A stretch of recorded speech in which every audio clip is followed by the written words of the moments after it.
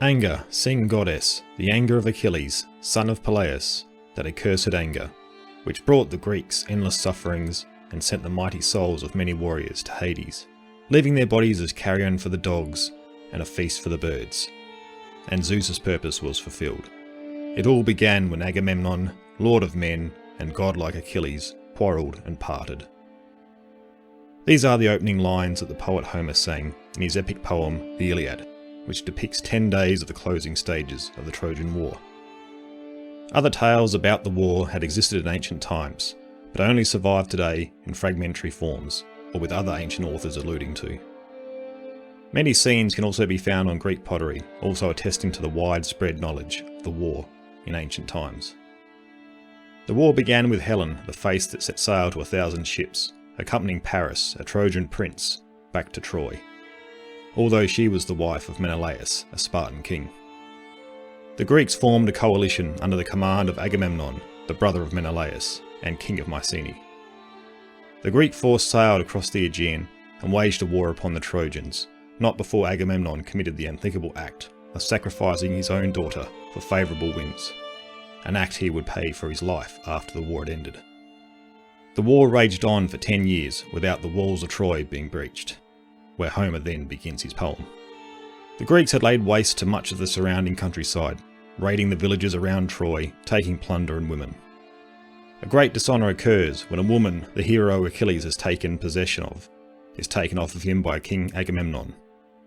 Achilles threatens to withdraw his men from the war and doesn't take part in the coming battles, showing the fragile nature of Agamemnon's coalition. The war continues with the Greek warriors riding into battle on chariots, seeking out worthy opponents to fight in single combat, with the warriors seeking out kleos, a term roughly translating to immortal glory, to be remembered through the ages. The Greeks and then the Trojans break into each other's camps, showing how the battle hangs in the balance. Agamemnon, Ajax and Odysseus have all attempted to gain the return of Achilles and his men to help tip the tide in the Greeks' favour. Achilles is brought back into the fray due to a desire for revenge after his closest friend Patroclus, failing to listen to his warnings, is killed by the Trojan prince Hector.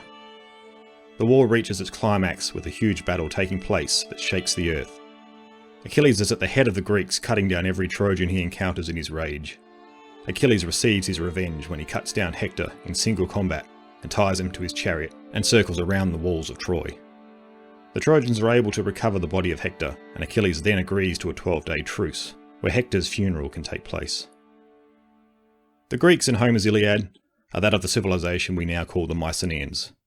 Many of the heroes and events depicted in the Iliad were considered to be a historical fact by the ancient Greeks.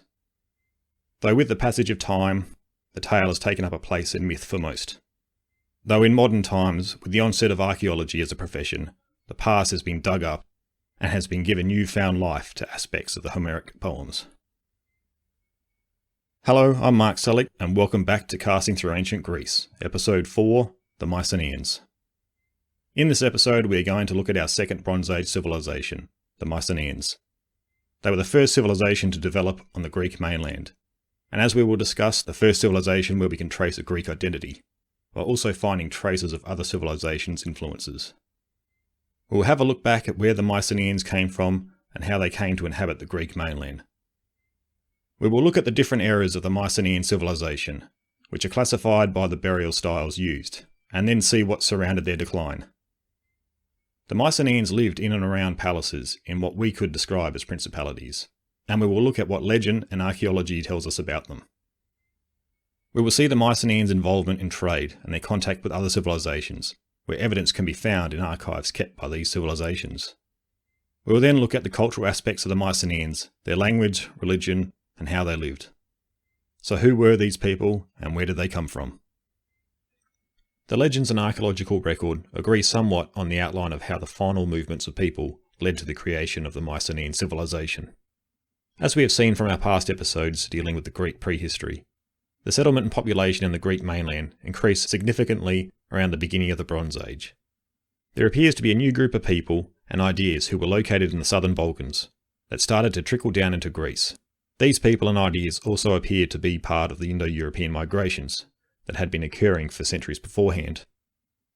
As the movements from the Balkans into Greece occurred, there were signs of various contacts between different regions, with more sites over time showing a change in items and methods. What has been uncovered is the gradual appearance in more and more Greek regions of weapons, pottery styles, and burial styles that appear to have originated with these southern Balkan people. It is also worthwhile to note that another area, where the closest parallels can be drawn with the materials that these people brought with them, was in Anatolia, modern-day Turkey. Another significant discovery is that of a new language that started to appear around this time. That was an old form of ancient Greek that also has roots in the Indo-European language family. Evidence has also been uncovered that shows a wave of destruction occurring somewhere around 2300 BC at many sites across Greece. We also hear from ancient Greek writers, writing some 1,000 years later, giving traditional accounts pointing to multiple groups in Greece. The historian Herodotus recounts the story of Croesus, the king of Lydia, consulting the Delphic oracle on who was the stronger of the Greeks. Herodotus says, when talking of the two Greek peoples, the Ionians and Dorians, "These two, one originally Pelasgian, the other Hellenic, were the most powerful of the Greek peoples. The Ionians are an indigenous race, but the Dorians, on the contrary, have been constantly on the move." Herodotus then continues on talking of the Dorians' southward movements in Greece, before settling on the Peloponnese. In the same account he turns to a language relating to how the Pelasgians, the indigenous race, didn't speak Greek, and then announces, "One may conclude that the Athenians, being themselves Pelasgians, changed their language when they were absorbed into the Greek family of nations." Another historian named Thucydides also relates about a time before the Greeks described their land as Hellas. "Before the time of Hellen, son of Deucalion, no such name existed, but the country went by the names of the different tribes, in particular of the Pelasgian." It doesn't seem likely that a large invasion took place that supplanted a new civilization, but waves of movements of people and ideas filtering down from the Balkans over hundreds of years, which would gradually take hold in areas and eventually come into conflict with others. This appears to be what we are seeing with this period that encompasses these waves of destructions around 2300 BC. There are signs that the level of progression seen at the beginning of the Bronze Age stagnated for some centuries before around the Middle Bronze Age, where prosperity returned, seeing the Mycenaeans beginning to flourish. The Mycenaean era fits into a period known as the late Helladic period, roughly 1600 to 1100 BC. The Helladic period dating is what is used to describe the different periods in the Bronze Age on the Greek mainland. It follows roughly the same pattern as what Arthur Evans had used to categorise the periods in Minoan civilization. The periods also break down into sub-periods, for example, Late Helladic I, Late Helladic II, and Late Helladic III. Further subdivisions can also be made, but we will stick with this for now. Helladic was used to describe the mainland's Bronze Age period, as it was taken from the name the Greeks called their homeland, Hellas. The periods we described above are generally arrived at through the dating of pottery styles that have been reconciled against civilizations that a chronology has already been arrived at, such as Egypt and areas of Mesopotamia. Within the Mycenaean period itself, eras can also be arrived at through the burial practices and events. These are known as the shaft grave era, the coin era, and the collapse. Most of the information that has been gathered to describe what we know of the Mycenaeans and what took place in these periods has been gathered through four main areas. These areas include legends, such as those that we read in Homer's Iliad and the Odyssey, archaeology, where ruins, grave sites, and pottery are uncovered, archives such as the tablets of Linear B that have been uncovered on the Greek mainland, and lastly foreign archives, which talk of interactions from the perspective of another civilization. The records from the civilization of the Hittites in Anatolia are our richest source of these. So let's take a look at what these Mycenaean eras were and what was taking place. The era known as the shaft grave era was given its name from the types of burials that were found in Mycenae, which was some of the wealthiest of the period. This is the area that the grave circles that Heinrich Schliemann uncovered belonged to, although dated some few centuries before his beloved Agamemnon. The period is normally given the dates of 1600 to 1450 BC, which roughly lines up with the late Helladic I and II chronology. For this period, much of what we know mainly comes from the burials themselves, leaving us much in the dark on a great deal of the period. A shaft grave is a rectangular area cut out of the rock deep down with a shaft entrance leading to it from above. The grave or tomb area could be lined with stones, timber, sticks, or large slabs of stone. Once the grave was ready to be sealed, the shaft would be filled in with dirt, and the grave would then normally be marked with an outline of stones. The beginning of the shaft grave era saw an increase in population, settlements, and centres of power. The burials show that the elites in the period had a great deal of wealth, and an importance was placed on seeing that they were laid to rest fitting their status. In Mycenae, these were the graves that had the warriors buried with their weapons, dressed in armour, and wearing golden face masks. The women had golden ornaments and jewellery accompanying them, while the 2 children in the graves were covered head to toe in sheet gold. Other items deemed to be valuable possessions, and items of religious importance, also accompanied them. Other tombs that had been uncovered across Greece that date to this time frame suggest that the areas differed in wealth and were progressing at different rates, though the items that could be found in the graves were very similar site to site, and the styles similar to the items at Mycenae. This suggests that the different power centres would have been in contact, most likely in trade. It also shows a common value system, and perhaps a common religious system, since most systems are tied in with the burial of the dead. Towards the end of the shaft grave era, a new type of tomb could start to be seen across Greece. These were known as the thalos tombs and chamber tombs.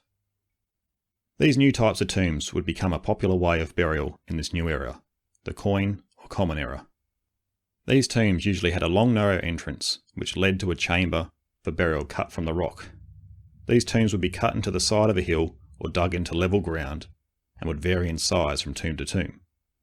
The tombs were designed for multiple burials and could have another 1 or 2 chambers leading off the main one. The tombs were very visible, and most had been robbed and damaged well before modern archaeology could have studied them. This is the era where the Mycenaeans became much more influential in Greece, the Aegean and Anatolia. It has been thought that their rise of influence coincided with the decline of the Minoan influence in the Aegean and after the eruption of Thera, as we discussed in our last episode. Evidence shows that the Mycenaeans were in control on Crete and many other islands in the Aegean, as far as Rhodes, which for probably the first time shows a common shared culture and civilization spreading over the Greek mainland and across the Aegean, hence the period being known as the Common Era. There is also evidence showing that the Mycenaeans had settlements in Anatolia, with one being at Miletus, which seems to have replaced Minoan control, which the Hittite civilization refers to in its records. Let's now have a closer look at some of the aspects of the Mycenaeans that we can get somewhat of an idea of from the areas of evidence we spoke of earlier. The political structure of Mycenaean Greece is not fully understood just yet, as the Linear B tablets that would most likely give us a clearer picture are too fragmentary to draw any certain conclusions. Though with this period we still do have evidence that has been discovered, and it is a matter of interpreting it to arrive at what seems most likely from the information that we do have. In the Iliad, there is a famous passage known as the Catalogue of Ships, where Homer lists all the regions of the Mycenaeans that travelled to Troy. Archaeologists have tried to locate these regions, and in a lot of cases they have discovered palace-type structures that appear to have exerted some form of control over a region, with Mycenae perhaps controlling the largest area. In the case of Mycenae, there are also 2 other citadels curiously close by, Tiryns and Medea. These 2 citadels will appear to have been under some form of control for trade and coastal influence from Mycenae, as it seems very unlikely that the 3 political centres could exist in such close proximity. The example with Mycenae seems to be typical though, on a smaller scale with most other regions. The region would usually have a palace structure with many other smaller sites that dated to around the same period. The palace seemed to act as a central point of administration for the region, with the smaller sites supporting the palace through trade, collection, or as in the case we just spoke with Mycenae, fortified centres that could help project influence further. Although there are many different regions with their own political control within Mycenaean Greece, it is unclear if there was a unified Mycenaean state with an overreaching ruling centre. Though the traditional stories told by the poets and evidence found in Egyptian and Hittite records at least point to a somewhat unified Mycenaean civilization when dealing with foreign affairs. We could perhaps think of this being a coalition of Mycenaean regions acting together under a chosen or allotted leader for a specific purpose. At the centre of these regions was the palace, which was a centre of power and administration.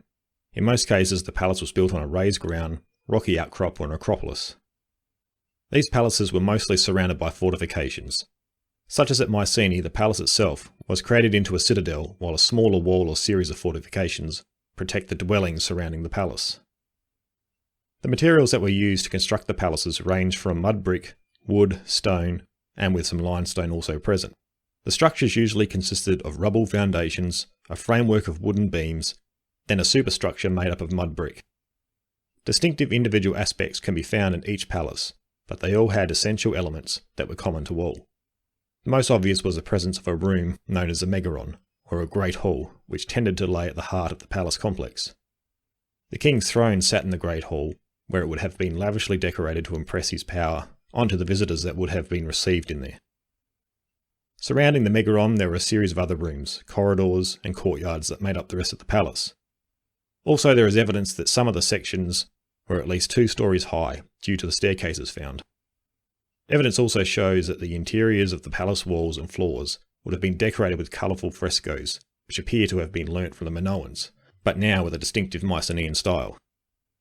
As we said, the megaron was set up to impress visitors, and the palaces being the power and administrative centres of the region is where visitors and traders, or traded goods, would have travelled to. So let's have a look at the types of relations that were going on between the different regions and internationally. As the palace societies of the Mycenaeans reached their pinnacle, a level of trade coming in and going out would have been necessary to reach this point, and then also to maintain it. It is difficult to determine, as with most topics about the Mycenaeans, to the extent they relied on imports and exports.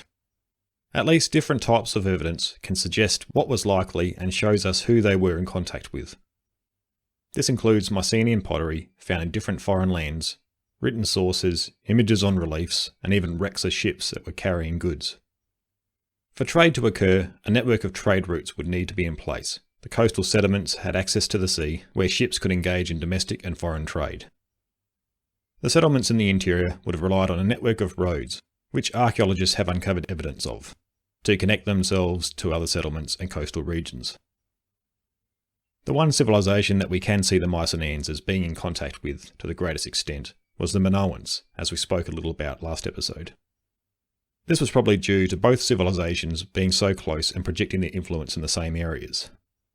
As we have seen, the Minoans predated the Mycenaeans with the rise of their culture, and it was seen that the Mycenaeans were heavily influenced in art that came from the Minoans, though they would develop a distinctive Mycenaean style with what they had learnt.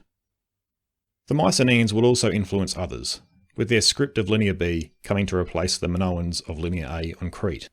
As we have spoken about, the Minoan civilization on Crete started to change around 1450 BC. It was becoming less Minoan and more Mycenaean, though it has been difficult to determine if this was through waging of war or through more peaceful means. Let us start with what the Mycenaeans were importing and a couple of elements essential to any Bronze Age civilization: copper and tin. As we have covered before, these 2 metals are needed to create bronze. Copper deposits have been found to have been mined during this period in the silver mines at Lorien in the region of Attica. Scientific testing on Mycenaean bronze has shown that copper from here was used in many bronze items. Also, the island of Cyprus was an important source for copper, with much of the eastern Mediterranean having used Cyprian copper. Tin, on the other hand, was a much harder metal to come by, as no deposit existed in Greece, so foreign trade would have been necessary. The most likely regions that it would have been imported from is the Far East, with perhaps Afghanistan being the most likely source. There has also been evidence that mining in Iberia, modern-day Spain and Portugal, was taking place during the period of the Mycenaeans. Other items were also sought after, which were not native to Greece. These included lapis lazuli from Afghanistan, ivory and precious woods which were used in making furniture, their use documented in Linear B tablets. Gold and other precious metals were imported from Egypt and the East, while amber, highly sought after by the Mycenaean warriors for their necklaces, was obtained from trade routes stretching into the Baltic. So if these were what the Mycenaeans were seeking to bring into their region, what were they exporting to facilitate the trading partnerships? Probably one of the largest exports was Mycenaean pottery. This pottery was used as storage jars for transporting other goods, such as perfumed olive oil, though some pottery was traded for the pottery itself, with large lively scenes of animals and people. Both types of pottery have been found in large numbers on Cyprus, the Near East, and some in Egypt.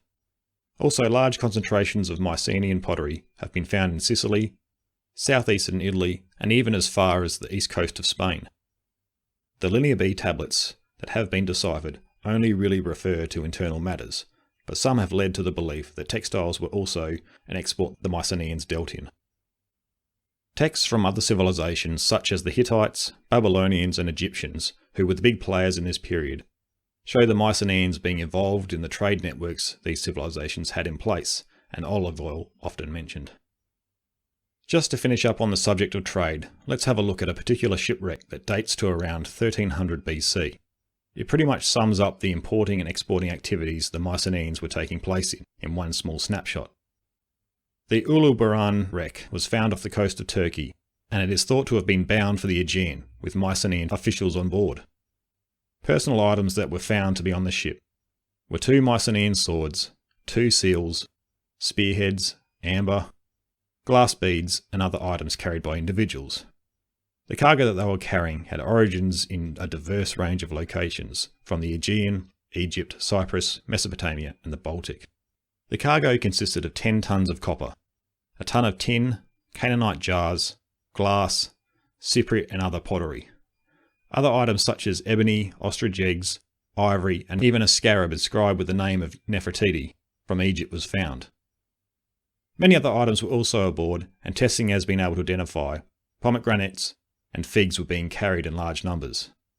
It appears that the ship was sailing port to port, picking up items and on-selling others.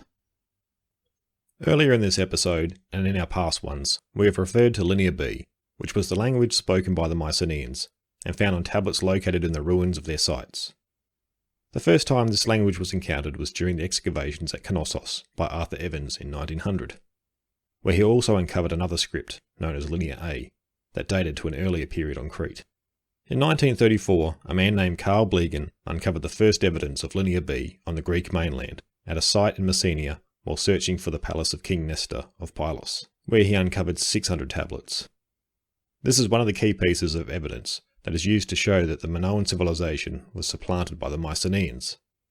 The Linear B tablets remained undeciphered until the 1950s, when a young codebreaker from World War II named Michael Ventris correctly concluded that the script was of an Old Greek dialect. Key in unlocking the text was his assumption that the groups of symbols found on the Linear B tablets at Knossos that did not exist on the tablets found on mainland Greece were place names on Crete. This then allowed him to narrow down the sounds associated to each symbol. Although the Linear B tablets can now be deciphered, a level of frustration still exists amongst historians, as the tablets thus far have only revealed administration lists. No poems or narratives have been found yet, and this has made it difficult to get a clear picture of Mycenaean culture. Although the majority of the Linear B tablets related to administrative matters, certain deities' names and places of worship have been found in some tablets. A whole pantheon of gods and goddesses emerge from the texts in much the same fashion that the Greek poems convey to us from the 8th century BC onwards. The tablets reveal early named versions of the gods that Homer and other poets would sing about, and that we know were worshipped from the Archaic period into the Classical period. What is unsure though is if these early versions fulfilled the same roles as the later named gods. Archaeological evidence in relation to Mycenaean religion comes from objects used in religious ceremonies, such as vessels used in pouring of libations, iconography found on vases, figures, seal stones.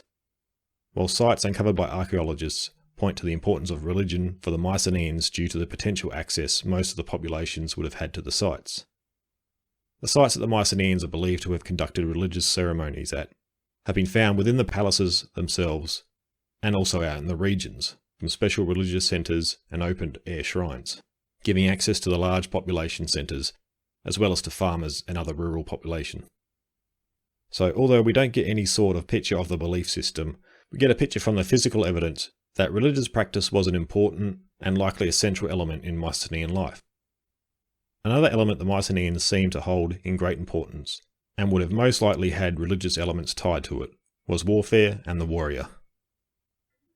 Much of what we are told about the Mycenaeans in traditional tales conveys the notion that these were people of a warrior society, or at least placed a great importance on military matters and the warrior. The archaeological evidence discovered at sites like Mycenae grave circles also point to the importance that was placed on the warrior, with the ornamental weapons and armour that was buried with them. The frescoes painted on the palace walls also pointed to a ruler trying to show off their military prowess to visitors and his own people, thus showing that military success was highly valued in Mycenaean society. One of the most obvious details in the frescoes that points out Mycenaean soldiers was the boar's tusk helmet. These seem to be highly valued and likely passed down through generations as it was estimated that around 40 to 50 boars would need to have been killed to produce one helmet. A passage from the Iliad gives us a good description of the helmet, which has been supported by discoveries in tombs all through the Mycenaean period. Meriones gave Odysseus a bow, a quiver and a sword, and put a cleverly made leather helmet on his head. On the inside there was a strong lining of interwoven straps, onto which a felt cap had been sewn in. The outside was cleverly adorned all around with rows of white tusks from a shiny toothed boar, the tusks running in alternate directions in each row. Homer then continues on to describe how the original owner passed it on and then how in turn the new recipient would do the same. Molus in his turn gave it to his son Meriones to wear, and now it was Odysseus' head that it served to protect. The armour and weapons mentioned earlier that were buried with the warriors were generally ornamental and were too brittle for use in war as they were made of sheet gold. It is unclear if these ornamental arms were worn in ceremonies while the warrior was still alive, or were only worn for the funeral. As well as these items, there has been a range of other weapons and armour that had a practical use that has also been found in many tombs.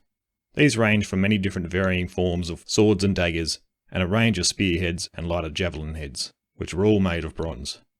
Another weapon of war that is associated with the Bronze Age civilizations was that of the chariot, and the Mycenaeans were no exception in its use. There have been many pictorial representations found of the use of the chariot in scenes of hunting and processions, with a number also showing its use in war. It is thought that the chariot was used in a manner similar to the Near Eastern civilizations, in mass formations, but then seems likely that towards the later part of the Mycenaean period, it was used as a transport for elites of the warrior class to deliver them onto the battlefield. The only narrative of battle itself that we have of the Mycenaeans is what is found in the Iliad, though this poem does focus heavily on the chaos of the warrior class and the deeds of individuals. Though images on frescoes and pottery do suggest that it is likely that the main fighting force of the Mycenaeans was amassed foot infantry, like was depicted on the fresco found at Akrotiri on the modern-day island of Santorini. The Mycenaean palaces and settlements also pointed to a society prepared for warfare, due to the sites chosen to build on being on high rocky ground and typically protected by fortifications. The impression these palaces would have given to visitors as they approached would have been one of strength and power. Lastly, one other aspect to do with warfare from the Bronze Age that has been written about by poets and historians of the archaic and classical period is the practice of capturing women after a battle or during a raid. The whole reason for the Trojan War in the Iliad was due to Helen, Menelaus the king of Sparta's wife, being taken back to Troy by the Trojan prince, Paris. Within the Iliad, there is also references to Greeks taking women captive after raids around Troy. Herodotus also at the beginning of his work describes the reasons from tradition for the quarrels between Greeks and the East being down to an ongoing practice of the capture of women from each other's societies.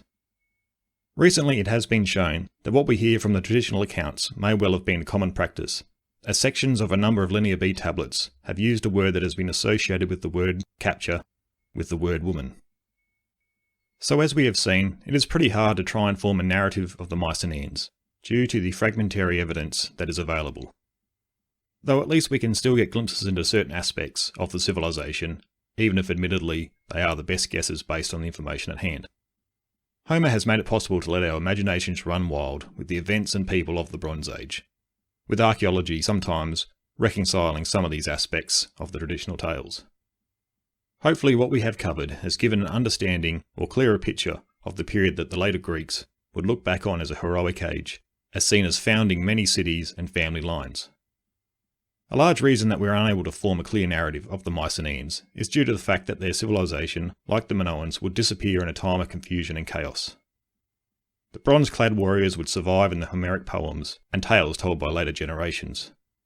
Though this collapse of the Mycenaeans wouldn't be the only great Bronze Age civilization to fall, the known world would be thrown into disorder, and many great civilizations of the past that the Mycenaeans were in contact with would disappear in what seemed like overnight. This would lead to what is known in Greek history as the Dark Ages, whereas compared to the Bronze Age before it and the Archaic Age that came afterwards, very little evidence has emerged, which goes some way into explaining the reason we have such a disjointed view of the Bronze Age. In our next episode, we will look at the Mycenaeans' decline along with the proposed theories to explain their demise. This period is also seen as the end of the Bronze Age in the region, and we will look at the broader picture as well, involving the civilizations around the Mycenaeans in the Mediterranean and the Near East. The historian Eric Klein summed up this period in the title of his excellent book, 1177 BC, the year civilization collapsed. So until next time, thank you for your support, and I hope to see you for episode 5, Collapse of the Bronze Age.